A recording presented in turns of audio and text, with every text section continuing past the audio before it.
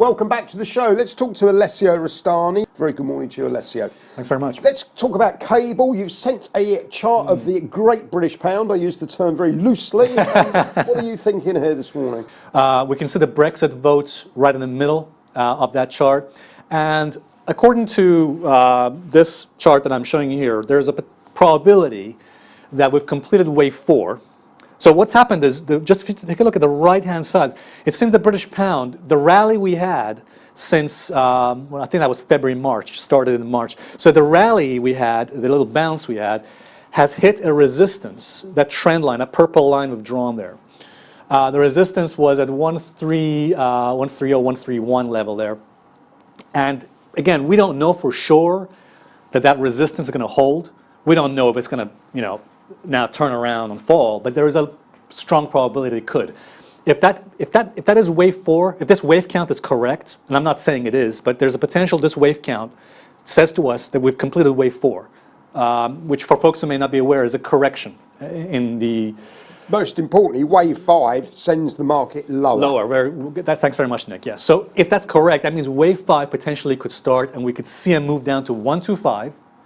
Or indeed 120, for folks who are very bearish on the pound. It's quite interesting because I've spoken to a number of macro people this week, and they're all saying that cable's going one way, i.e. up to 140.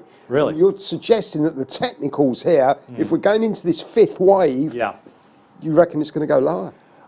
Well, again, I mean, I would have to say, what are the reasons why those experts would say that the pound is going to 140? But there's also something I do know, which is that we found that when everybody seems to shift their view towards one direction, go the other way. That is often when, yes, you're right, the sentiment has become perhaps overly bullish, and I would be taking the opposite side of that action.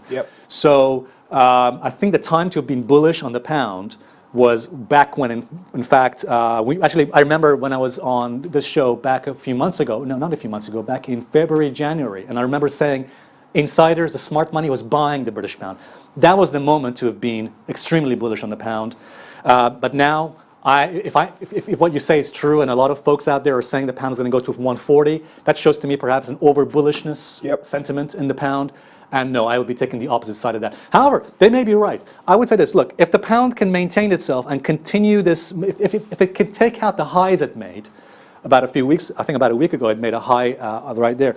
If we can get above that, then sure, we can make a move up to 132, maybe 133, and I would stay with that trend. But I personally doubt that. I think that we're reaching a turning point here in the pound. And let's see how that works out. Alessio, brilliant stuff. Look forward to interviewing you next week for the next chapter in cable. I know which way I would be. Thank you very much indeed.